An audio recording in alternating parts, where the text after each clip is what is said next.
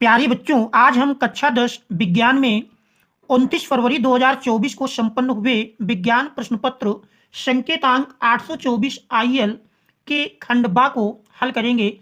चूंकि खंड आ इसके पूर्व में हल कर चुके हैं, तो आज हम खंड बा डिस्क्रिप्टिव क्वेश्चन को हल करेंगे। तो देखते हैं खंड बा। तो देख रहे हैं खंड बा के अंतर्गत सबसे पहले देख रहे हैं खंड बा उपभाग 1, जिसके अंतर्गत भौतिक विज्ञान पर आधारित प्रश्न होते हैं। तो देख रहे हैं वर्णात्मक प्रश्न में प्रश्न नंबर 21 दिया है। प्रश्न नंबर 21 में कह रहा है एक मोटर बाइक पर पीछे से आ रहे किसी अन्य वाहन को देखने के लिए 4 मीटर वक्रता त्रिज्या वाला एक उत्तल दर्पण लगा है। बाइक से पीछे आ रहे एक वाहन जिसकी दूरी मोटर बाइक से किसी समय 8 मीटर है, तो गणना करके बताइए कि उसका प्रतिबिंब दर्पण में कितनी दूरी पर और कहाँ बनेगा। तो देख रहे हैं इस प्रश्न को हमको हल करना है। तो इस प्रश्न में सबसे पहले तो ये समझेंगे, दिया है कि एक मोटर बाइक पर पीछे से आ रहे किसी अन्य वाहन को देखने के लिए 4 मीटर वक्रता त्रिज्या वाला एक उत्तल दर्पण लगा है। तो देख रहे हैं उत्तल दर्पण की वक्रता त्रिज्या दी। तो देख रहे हैं हल करते हैं हम प्रश्न नंबर 21 को। प्रश्न नंबर 21 में देखें उत्तल दर्पण की वक्रता त्रिज्या, तो वक्रता त्रिज्या अर्थात आर बराबर दी है 4 मीटर। तो सबसे पहले फोकस दूरी निकाल लेंगे। फोकस दूरी जानते हैं वक्रता त्रिज्या अर्थात आर बटे 2 होता है। आर का मान 4 है, 4 बटे 2 सरल करेंगे 2 दुनाई 4, तो बराबर 2 मीटर ये फोकस दूरी मिल जाएगी। प्रश्न कह रहा बाइक से पीछे आ रहे एक वाहन जिसकी दूरी मोटर बाइक से किसी समय 8 मीटर है। तो ये वस्तु की दूरी है, और वस्तु की दूरी हम जानते हैं यू से प्रदर्शित करते हैं, और वस्तु की दूरी हमेशा माइनस में दर्शाई जाएगी, ये ध्यान देना है। तो यू बराबर मिल जाएगा -8 मीटर। गणना करके उसका प्रतिबिंब दर्पण से कितनी दूरी पर और कहाँ बनेगा, तो हमको v की स्थिति ज्ञात करना है। v का मान और कितनी दूरी पर कहाँ बनेगा ये निकालना है। हम दर्पण के लिए यूवीएफ में संबंध जानते हैं, 1/f बराबर होता है 1/v प्लस 1/u। मान रख देंगे। तो देख रहे हैं 1/f का मान, f देख रहे हैं मिला है 2 के बराबर, v ज्ञात करना है 1/v प्लस 1/u। देख रहे हैं u का मान -8 है। रख करके यदि हम इसको सरल करते हैं, तो सरल करने पर देख रहे हैं यही मान मिल जाएगा 1/2 बराबर 1/v और प्लस माइनस का गुणा -1/8। इस -1/8 को यदि हम पक्षांतर कर लें, तो देख रहे हैं इधर माइनस में है, पक्षांतर करेंगे प्लस के साथ आएगा, तो 1/2 प्लस 1/8, 1/8 बराबर 1/v। अब इसको हम सरल कर लेते हैं। देख रहे हैं यदि लासा लेंगे तो 8 2 का लासा 8 मिल जाएगा, 2 चौको 8 प्लस 8 एकम 8, तो बराबर 1/v। तो देख रहे हैं 1/v बराबर इस प्रकार से मिल जाएगा 1/v बराबर 5/8, या v बराबर लिखेंगे उलट जाएगा 8/5, और 5 का भाग यदि हम 8 में दें, तो देख रहे हैं 5 एकम 5, 3 8, 5 छक्का 30। तो इस प्रकार से v बराबर 1.6 मीटर मिलेगा। इसका अर्थ है कि प्रतिबिंब अतः कह सकते हैं अतः प्रतिबिंब 1.6 मीटर दूर दर्पण के दाईं ओर, क्योंकि बाईं ओर वस्तु थी और v देख रहे पॉजिटिव मिला है, तो इसका मतलब प्रतिबिंब 1.6 मीटर दूर दर्पण के दाईं ओर बनेगा। तो ये हमारे इस प्रश्न नंबर 21 का आंसर होगा। और देख रहे हैं ये प्रश्न बोर्ड एग्जाम में 4 अंक में पूछा गया है। इसके बाद हम देखते हैं 22वां प्रश्न। देख रहे हैं 22वें में दिया है कि निकट दृष्टि दोष से पीड़ित एक व्यक्ति अधिक से अधिक 80 मीटर की दूरी तक ही देख सकता है। गणना कीजिए कि सही दृष्टि के लिए अर्थात अनंत दूरी तक वस्तु देख सकने के लिए उसे किस प्रकृति तथा किस फोकस दूरी के लेंस का प्रयोग करना चाहिए। तो देख रहे हैं यहाँ पर दिया है निकट दृष्टि दोष से पीड़ित एक व्यक्ति अधिक से अधिक 80 मीटर की दूरी तक ही देख सकता है। इसका मतलब वस्तु चाहे जहां पर हो, यदि उसका प्रतिबिंब 80 मीटर की दूरी पर बन जाएगा तो व्यक्ति उसको देख लेगा। तो यहाँ पर जो 80 मीटर की दूरी दी हुई है ये v का मान होगा। देख रहे हैं प्रश्न नंबर 22 की बात करें तो प्रतिबिंब की स्थिति है, वस्तु चाहे जहां पर हो प्रतिबिंब उसका 80 मीटर पर यदि बन जाता है तो v बराबर -80 मीटर। और कह रहा वस्तु सही दृष्टि का मतलब वस्तु अनंत दूरी पर रखी हो, तो सही दृष्टि के लिए अगर हम सही दृष्टि की बात करें तो सही दृष्टि के लिए u बराबर मिल जाएगा -इन्फिनिटी। आप देख रहे हैं लेंस के लिए यदि हम फार्मूला लगाते हैं तो लेंस के लिए सूत्र है 1/f बराबर 1/v -1/u। अब इस फार्मूले में मान रख देंगे, तो देख रहे यदि मान रखें तो 1/v का मान -80 -1/u, u देख रहे हैं -इन्फिनिटी। इस प्रकार से यही बराबर मिल जाएगा 1/f बराबर -1/80 और देख रहे हैं माइनस माइनस प्लस और 1/अनंत 0 के बराबर मिल जाता है। इस प्रकार से f बराबर मिल जाएगा -80। तो देख रहे हैं 80 माप यहाँ मीटर में ही दी है, फोकस दूरी -80 मीटर के बराबर मिल जाती है।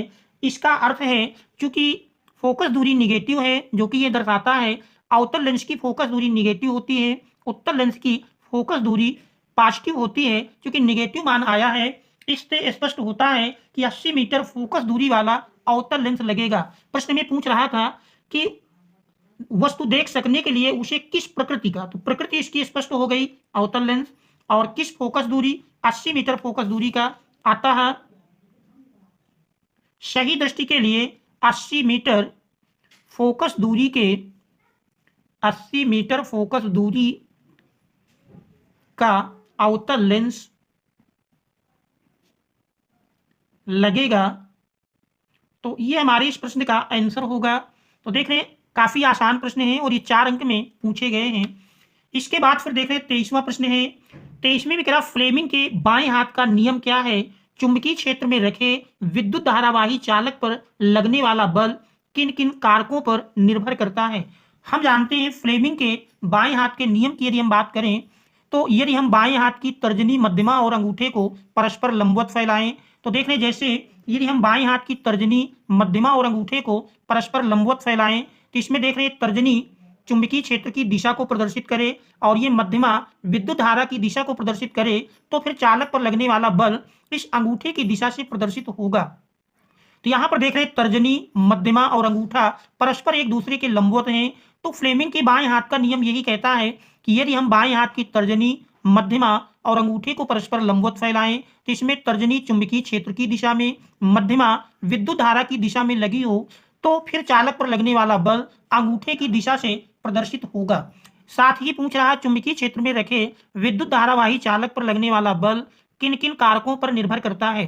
तो F बराबर IBL साइन थीटा के अनुसार यदि देखें तो F देख रहे हैं धारा की अनुक्रमानुपाती होगा, चुंबकीय क्षेत्र की तीव्रता B के भी अनुक्रमानुपाती होगा और चालक की लंबाई के भी अनुक्रमानुपाती होगा तथा चालक और विद्युत धारा के बीच बनने वाला जो कोण है उसकी ज्या के भी अनुक्रमानुपाती होगा। तो यदि इसको आप देखें तो इस प्रकार से कह सकते हैं, प्रश्न संख्या देखिए 23 का सही उत्तर आप इस प्रकार से लिख सकते हैं। 23 में ये हमारा आंसर मिल जाएगा। आंसर के अनुसार देखें फ्लेमिंग के बाएं हाथ का नियम, यदि हम बाएं हाथ की तर्जनी, मध्यमा और अंगूठे को परस्पर लंबवत फैलाएं तो इसमें तर्जनी चुंबकीय क्षेत्र की दिशा में, मध्यमा विद्युत धारा की दिशा में हो तो चालक पर लगने वाला बल अंगूठे की दिशा से प्रदर्शित होगा। तो ये फ्लेमिंग के बाएं हाथ का नियम है। फिर आगे कह रहा था कि धारावाही चालक पर लगने वाला बल किन कारकों पर निर्भर करता है? तो देख रहे चुंबकीय क्षेत्र में रखे विद्युत धारावाही चालक पर लगने वाला बल निम्नलिखित कारकों पर निर्भर करता है। हम जानते हैं धारावाही चालक पर लगने वाला बल F बराबर IBL साइन थीटा, और इसके अनुसार देखें तो F समानुपाती I के होगा और F समानुपाती B के, F समानुपाती L के और F समानुपाती साइन थीटा के। अतः कह सकते हैं कि चालक पर लगने वाला बल चालक में प्रवाहित धारा, चुंबकीय क्षेत्र की तीव्रता और चालक की लंबाई और साइन थीटा के अनुक्रमानुपाती होता है। इस प्रकार से किसी धारावाही चालक पर लगने वाला बल इन कारकों पर निर्भर करता है। इसके बाद हम देखते हैं अगला प्रश्न। देखें इसके बाद प्रश्न नंबर 24 में दिया है। 24 में कह रहा है कि घरेलू विद्युत परिपथ की व्यवस्था को चित्र बनाकर स्पष्ट रूप से समझाइए। तो देख रहे हैं इस प्रश्न में घरेलू विद्युत परिपथ की व्यवस्था को चित्र बनाकर समझाना था। ये 6 अंक में है, अथवा देख रहे हैं इसके अथवा में एक सवाल दिया हुआ है, इस सवाल को भी आप हल कर सकते हैं। तो ये 6 अंक का है। तो देखते हैं हम इस प्रश्न को हल करते हैं। दिए गए परिपथ में फर्स्ट कह रहा कुल प्रतिरोध, सेकंड सेल में प्रवाहित धारा और थर्ड कह रहा 0.8 ओम प्रतिरोध के सिरों पर विभवांतर। तो ये हमको 3 मान ज्ञात करने हैं। तो देख रहे हैं परिपथ इस प्रकार बना हुआ है। तो हम देखते हैं प्रश्न नंबर 24 का अथवा। तो देख रहे हैं 24 के अथवा को यदि देखें तो फिगर इस प्रकार से बना है। देख रहे हैं 2 परिपथ हैं।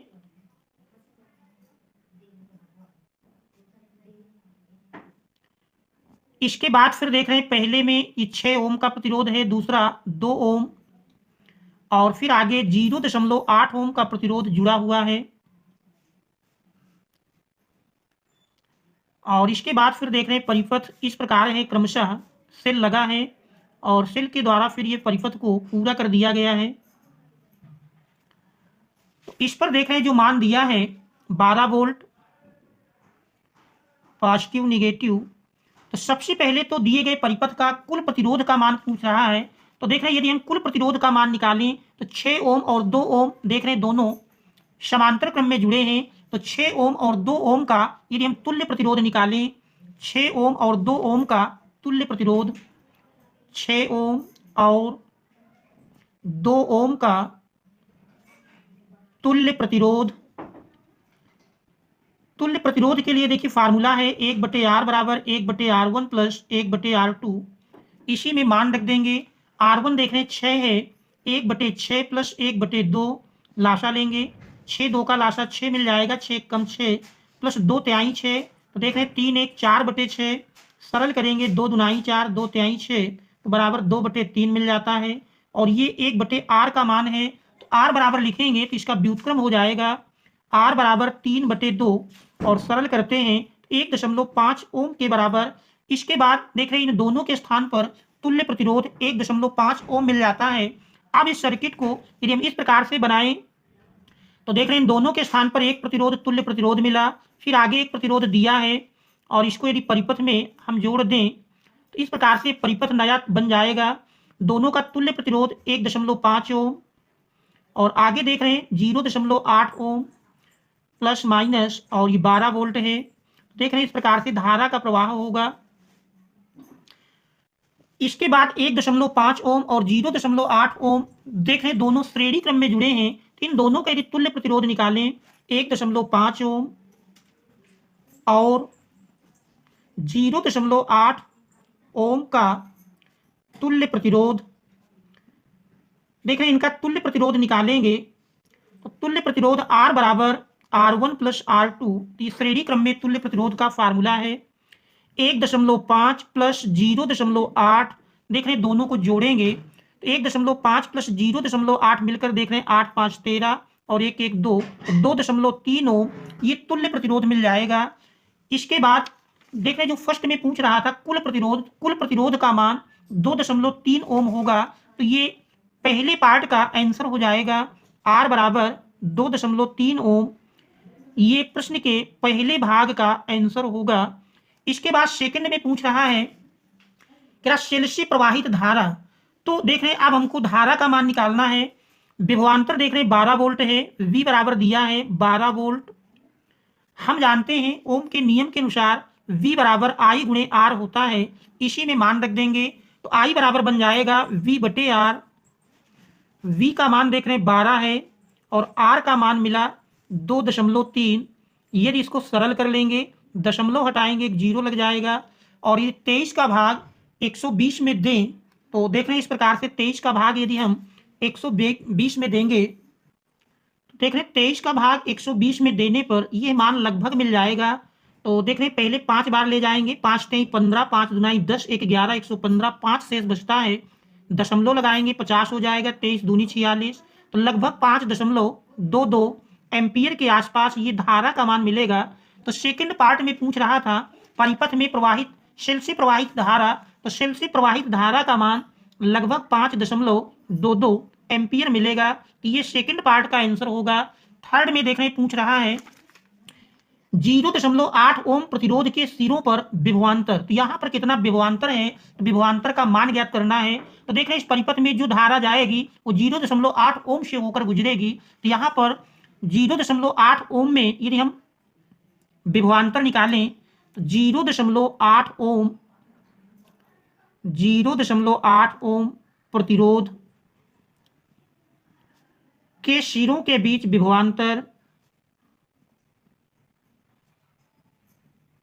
विभवांतर का फार्मूला जानते हैं, V = I × R। मान रख देंगे। I का मान देख रहे हैं, I मिला 5.22 एम्पियर, या कह सकते हैं 120/23, यहीं से सरल कर लेंगे। 120/23 गुणे R का मान 0.8। तो इस प्रकार से देख रहे हैं यदि दशमलव हटाएंगे तो बटे 0 लग जाएगा। तो एक 0 ऊपर नीचे से कैंसिल कर सकते हैं। तो 12×8=96/23, और 23 का भाग यदि 96 में देते हैं तो फिर लगभग में देख रहे हैं इसका मान मिल जाएगा। देख रहे हैं 4×3=12, 4×2=8, 1 9, तो 4 बार में 23 चौको 92, 4 96 40 होता है। फिर देख रहे हैं 23 दूनी 46, तो लगभग 4.1 कह सकते हैं। एक बार में फिर 40 है, तो 23 7 30 और 10 40 17 शेष बचता है। तो लगभग ये 4.1 और 9 के आसपास मिलेगा। तो 4.2 वोल्ट के आसपास, या 4.17 वोल्ट के आसपास मिलेगा। तो ये इस प्रश्न का आंसर हो जाएगा। तो इस प्रकार से देख रहे हैं तीनों पार्टों का आंसर मिल जाएगा। तो ये हमारा तीसरे भाग का आंसर है। इसके बाद फिर हम देखते हैं अगला प्रश्न। देख रहे हैं अगले प्रश्न में दिया है उपभाग 2। इसके बाद देख रहे हैं रसायन विज्ञान शुरू होती है। उपभाग 2 पर दिया है प्रश्न नंबर 25, कह रहा निम्नलिखित अभिक्रियाओं के लिए संतुलित समीकरण लिखिए। तो देख रहे हैं 4 फर्स्ट सेकंड थर्ड फोर्थ, इनके लिए हमको संतुलित समीकरण देना है।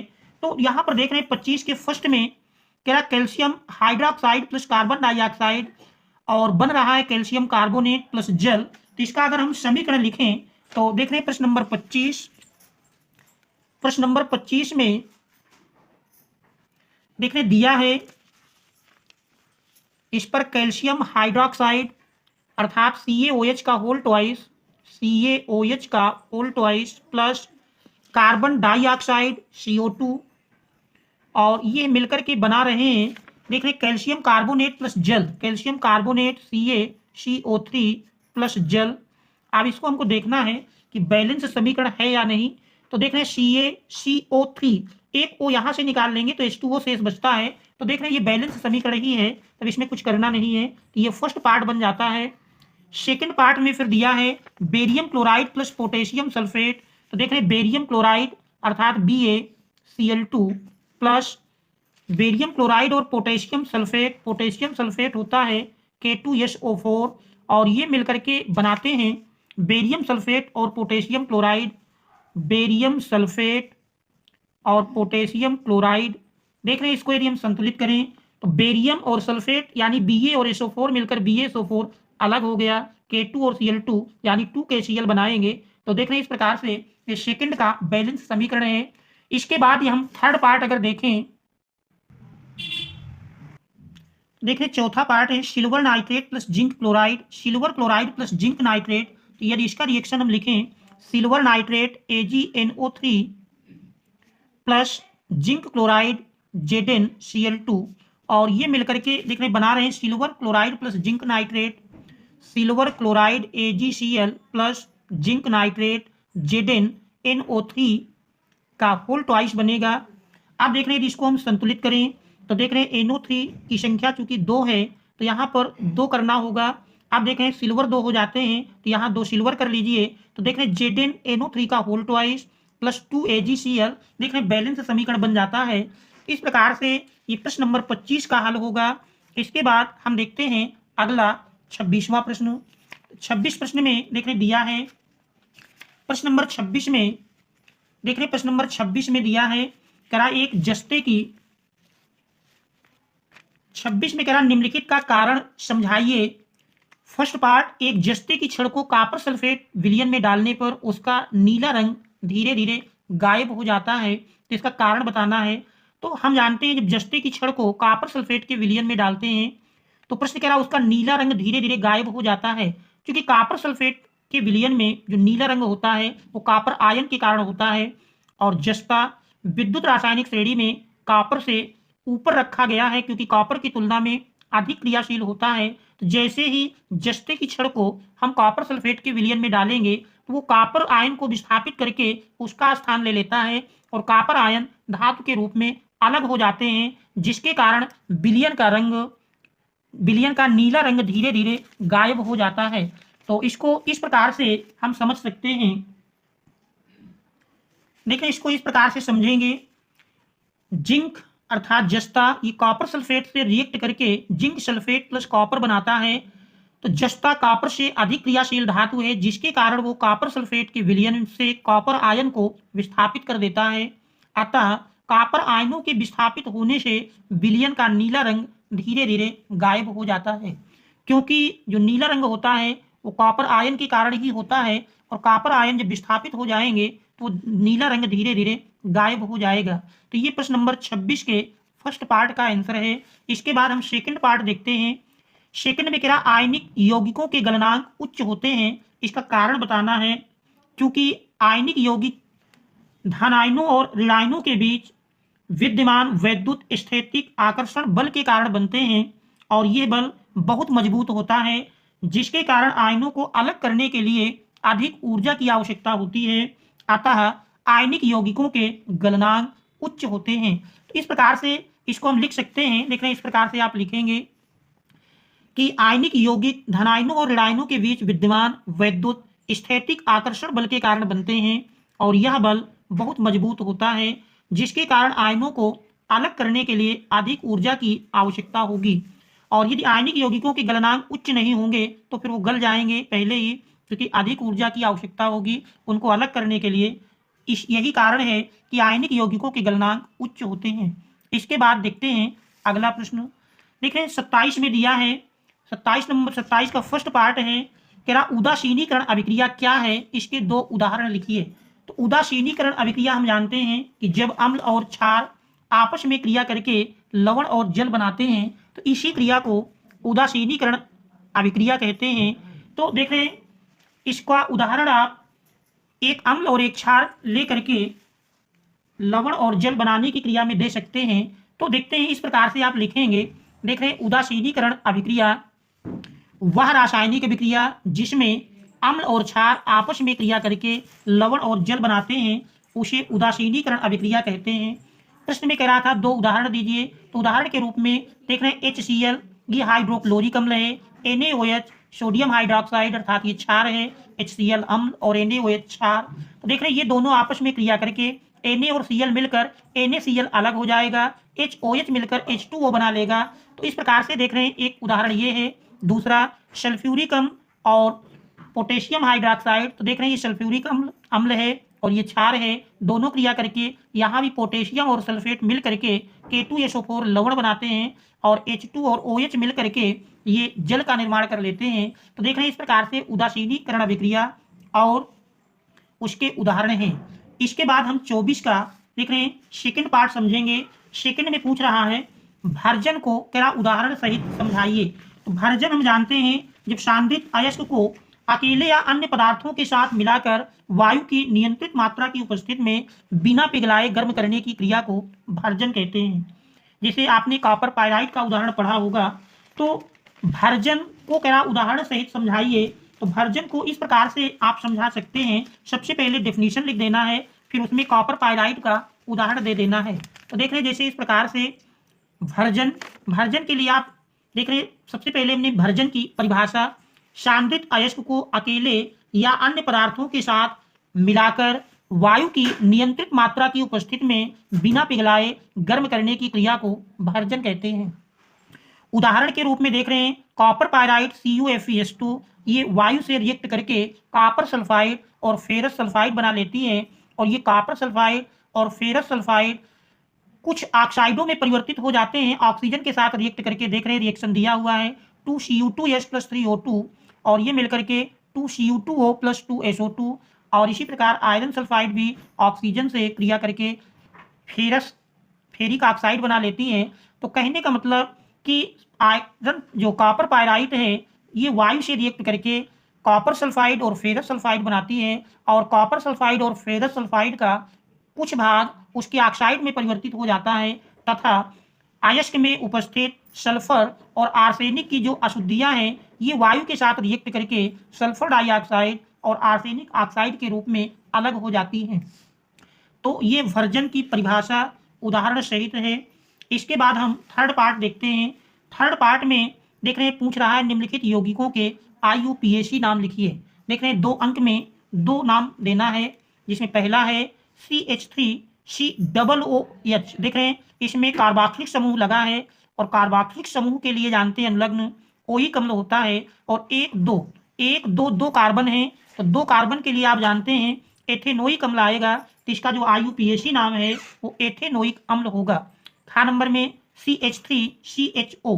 तो यहाँ पर देख रहे हैं एल्डिहाइड समूह जुड़ा है, और एल्डिहाइड समूह 1 2 कार्बन है, तो 2 कार्बन के लिए जानते हैं एथ मिलता है, और एल्डिहाइड समूह में अनुलग्न अल होता है। तो एल्केन श्रेणी से जानते हैं एल्केन से ई हटाकर हम अल जोड़ेंगे तो ये बन जाएगा एथेनल। तो इस प्रकार से पहले का IUPAC नाम एथेनोइक अम्ल और इस दूसरे का IUPAC नाम एथेनल होगा। अथवा में देख रहे हैं कह रहा निम्नलिखित पर संक्षिप्त टिप्पणियां लिखिए। तो ये टिप्पणियां भी लिख सकते थे, लेकिन देख रहे हैं इनकी तुलना में ये आपकी बढ़िया है, और ये नंबर भी स्कोरिंग मिलेगा इनमें। और ज़्यादा भाषा वाले में देखते हैं कि नंबर कुछ कम दिए जाते हैं। टिप्पणी में मिशेल, संचारण और योगात्मक अभिक्रियाएं, तो ये 3 टिप्पणी लिखनी थी। इनको भी हम संक्षेप में समझ लेते हैं। सबसे पहले हम मिशेल की बात करेंगे। तो मिशेल वह संरचना है, अगर संक्षेप में हम कहें तो मिशेल वह संरचना है जो साबुन और पानी के संपर्क में बनने पर गंदगी और तेल को हटाने में मदद करती है। तो मिशेल वह संरचना है, देखिए आप इस प्रकार से लिख सकते हैं, मिशेल वह संरचना है जो साबुन और पानी के संपर्क में बनने पर या आने पर कह सकते हैं गंदगी और तेल को हटाने में मदद करती है। इसके बाद सेकंड में पूछ रहा था संक्षारण। तो देख रहे हैं संक्षारण जैसे आप देखते हैं जंग लगना, तो संक्षारण का ही एक उदाहरण है। वह प्रक्रिया जिससे में धातुएं या उनके यौगिक ऑक्सीजन, जल वाष्प आदि की क्रिया से धीरे धीरे नष्ट हो जाते हैं, संक्षारण कहलाती है। वह प्रक्रिया जिसमें धातुएं या उनके यौगिक ऑक्सीजन, जल वाष्प आदि की क्रिया से धीरे धीरे नष्ट हो जाते हैं, संक्षारण कहलाती हैं। जैसे लोहे में जंग लगना, या चांदी के ऊपर काली परत चढ़ना, तांबे के ऊपर हरी परत चढ़ना, तो ये देख रहे हैं सब संक्षारण के उदाहरण हैं।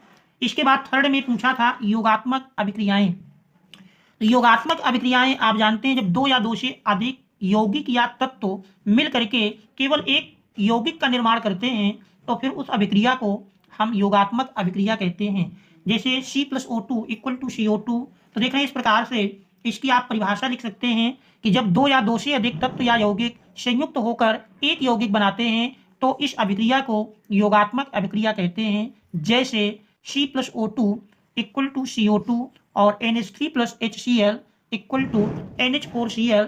इस प्रकार से आप बहुत सारे उदाहरण दे सकते थे। तो देख रहे हैं ये इस प्रकार से प्रश्न संख्या 27 के अथवा का हल है। इसके बाद देख रहे हैं उपभाग 3। तो देख रहे हैं जीव विज्ञान पर आधारित प्रश्न है। जैसे प्रश्न 28 में पुनरुद्भवन व मुकुलन का सचित्र वर्णन कीजिए। तो पुनरुद्भवन व मुकुलन का सचित्र वर्णन अर्थात चित्र बना करके डिटेल में वर्णन करना है। देख रहे हैं 4 अंक में है। 29 है मनुष्यों में लिंग निर्धारण प्रक्रिया का सचित्र वर्णन कीजिए। तो देख रहे हैं इसका भी सचित्र वर्णन।